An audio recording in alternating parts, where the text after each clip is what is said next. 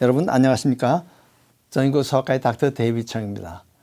우리가 생명이 있다는 것은 호흡을 계속하는 것이 중요합니다. 물론 맥박도 중요하고 그런데 이 호흡을 하지 않으면 우리가 생명이 사실 위태로운 것이죠. 그런데 이런 위태로운 상황이 우리가 잠자는 동안에 일어날 수가 있다는 거죠. 그것을 수면 무호흡증이라고 이야기합니다. 여러분들 가끔 들어보셨을 거예요. 어떤 아이들은 태어날 때 보통 이 신생아들은 코로만 숨을 쉬기 때문에 코가 막히면 아이들이 숨을 잘 못 쉬어요. 그래서 그럴 때는 셀린 솔루션 같은 걸로 이렇게 해서 코를 뚫어주면 큐팁으로 코를 뚫어주면 다시 숨을 잘 쉬게 됩니다. 그런데 아이들은 입으로 숨을 쉴 줄 몰라요. 신생아들은. 그래서 이것이 코가 아주 중요합니다. 그런데 이 수면 무호흡증이 신생아도 생길 수가 있다는 거죠. 그런데 어린아이들도 간혹 드물게 코를 고는 아이들이 있습니다. 코를 골거나 또 잘 때 보면 호흡이 멈추는 경우가 있습니다. 그래서 나이가 들수록 보면 이것이 점점 많아지는데요. 특히 노인들 되면 이것이 수면 무호흡증이 아주 많아집니다.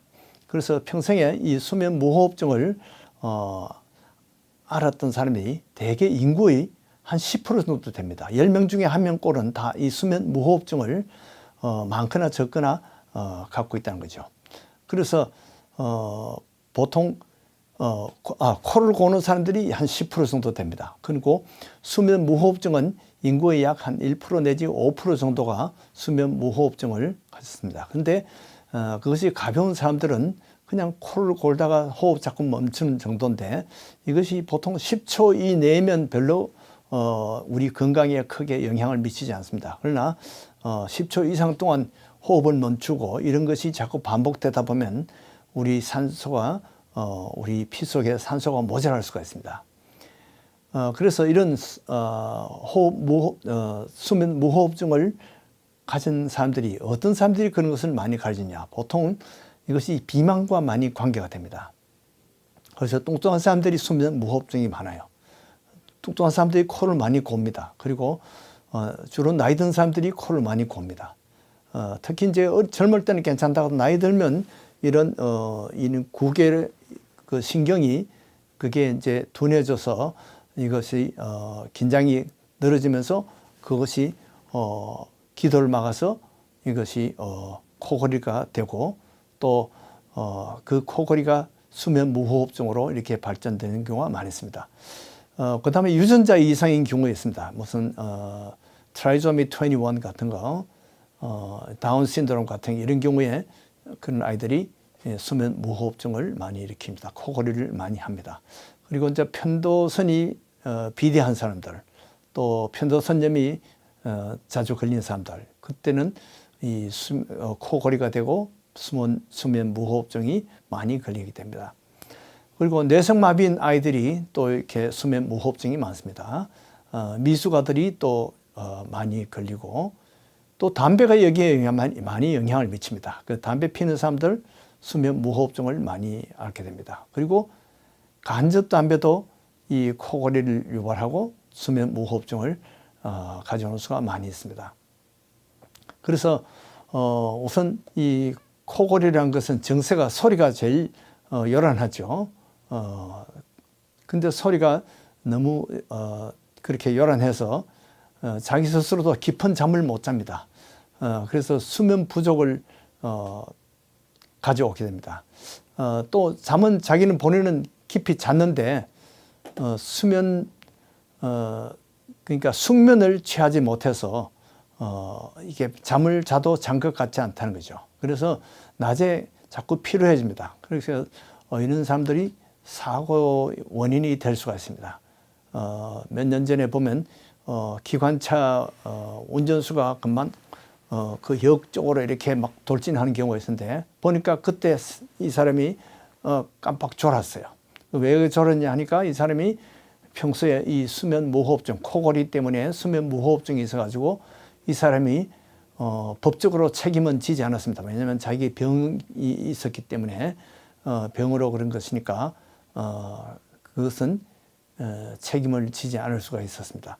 그런데 이런 수면 무호흡증이 많이 되면 이 피 중에 저산소증이 생깁니다.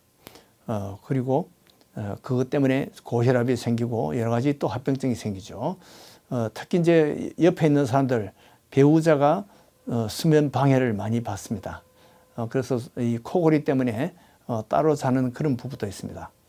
자, 이 코골이 때문에 수면 무호흡증이 되면 그 합병증으로 우선 인지 판단력이 저하됩니다. 그러니까 그것 때문에 판단을 잘 못하는 경우가 있죠. 이 계산이 잘 안 되고 인지 능력이 떨어집니다. 그리고 이런 사람들이 행동 장애가 오는데요. 특별히 이 집중력이 떨어집니다. 그래서 이 학생들이 만약에 이 코를 골고 밤에 깊이 잠을 못 자게 되면 이런 아이들이 나중에 ADHD나 이런 ADD 같은 이 집중력 부족이 생기게 됩니다. 그런 아이들이 학교 성적도 그렇다면 떨어지겠죠. 또 이런 것 때문에 결국은 정서 불안이 올 수가 있습니다. 그것 때문에 불안해하고 또 또는 우울증이 오기도 합니다.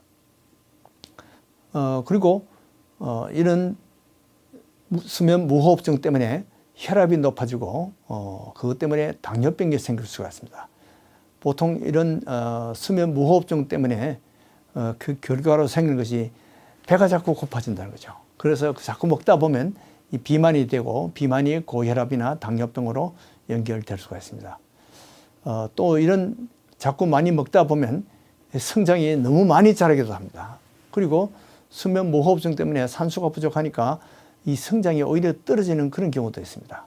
그렇게 해서 여러 가지 그 수면 무호흡증 때문에 우리 신체에 여러 가지 이상한 그런 합병증이 많이 생길 수가 있습니다. 자, 이런 병을 어떻게 진단하면 좋을까요? 집에서 우선 코를 많이 고는 사람, 이런 사람들은 집에서 요즘 그 셀폰 보면 스마트폰에 이 앱이 있습니다. 스노어 앱이라는 것이 있어요. 그것으로 본인이 일단 한번 리코딩을 할 수가 있습니다.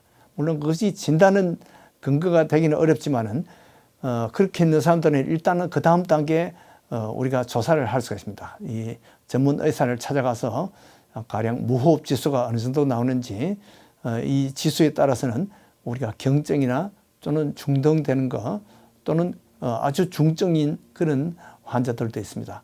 그래서 이런 사람들은 반드시 치료를 받아야 됩니다. 그런데 가장 확실한 진단 방법은 폴리솜노그래피라는 그런 것입니다. 이것은 병원에 입원을 해가지고 하룻밤 자면서 우리 몸에 심전도도 찍고 호흡도 찍고 또 뇌파도 찍고 또 산소의 혈중 농도도 찍고 이렇게 해서 온몸에 다 신체 이 생리적인 그런 것을 영향을 보는 것입니다. 그렇게 해서 얘 15초 동안 호흡이 멈췄구나. 그것을 알고 그때 산소가 이만큼 떨어졌구나. 또 이것 때문에 뇌파에 어떤 변화가 왔구나. 이런 것을 다 종합적으로 할 수 있는 것이 바로 이 폴리솜노그래피입니다. 그렇게 해서 이게 확진이 되면 이제 치료에 들어가는데요. 그런데 이런 확진을 받았더라도 많은 사람들이 80% 정도는 치료 없이도 호전되는 경우가 많이 있습니다. 그러나 이런 경우에 그냥 무작정 기다리는 것보다 보통 약을 쓰죠. 그래서 약이 바로 싱글레어, 이게 알러지 약인데요. 기관지 천식에 대한 그런 예방약이고 알러지 예방약입니다. 그래서 이런 약들을 써서 우리가 이런 보통 이 코골이를 줄일 수가 있습니다. 그리고 또 중요한 것이 체중을 줄이는 것입니다. 이 아까도 얘기했듯이 이 비만 때문에 이런 코골이가 많이 생기고 수면 무호흡증이 많기 때문에 체중을 줄이는 것이 중요합니다. 그래서 너무 과대 비만인 사람은 단순히 이것 때문에 위 축소 수술을 합니다. 위 한쪽을 꿰맨다든지 위 한쪽을 잘라내서 위를 줄이는 그런 수술을 받게 됩니다. 그런 사람들은 좀 수술 후에 날씬해지고 몸무게를 줄일 수가 있습니다. 그 다음에 이것이 코를 고는 것이 목젖이 자꾸 가라앉아 그러기 때문에 이 구강 보조 기구를 써서 이 기도를 확보해 주는 그런 기구가 있습니다. 그러니까 그보다 더 좋은 치료는 CPAP이라는 호흡기입니다. 이것은 보통 뭐 산소 같은 이것을 쓸 수도 있고 또 산소 없이도 이런 압력만 가지고 치료하는 수가 있습니다. 편도선 제거 수술도 해봅니다. 특표 교정 수술도 해봅니다.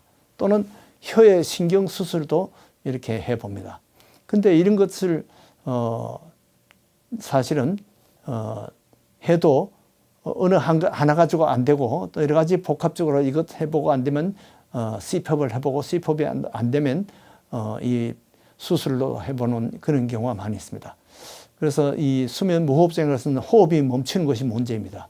즉 이것은 바로 우리 영적으로 보면 호흡이 바로 기도와 같습니다. 그래서 성경에 보면 쉬지 말고 기도하라 그랬죠. 하나님이 처음에 인간을 흙으로 만들었죠. 거기서 생기를 불어넣어서 그때부터 우리가 호흡이 계속되는데 우리 선지자 중에 제1호인 사무엘 선지자가 이렇게 말했습니다. 나는 기도를 쉬는 죄를 범치 않겠다 그랬어요. 기도를 쉬는 것을 죄라고 한 것입니다. 우리는 사실 기도 쉬는 것을 밥 먹듯이 하는데 기도 쉬는 것을 죄라고 하는 성도들이 있다는 거죠. 그래서 우리가 자는 중에도 하나님과 대화하는 것이 기도하는 것이 중요합니다. 꿈에도 기도해야 됩니다. 우리가 코는 골아도 호흡은 계속 해야 되듯이 코 골면서 자도 기도는 해야 되겠다는 것이 원래 저의 결심입니다. 여러분들도 그러한 기도하는 축복이 있기를 바랍니다. 안녕히 계십시오.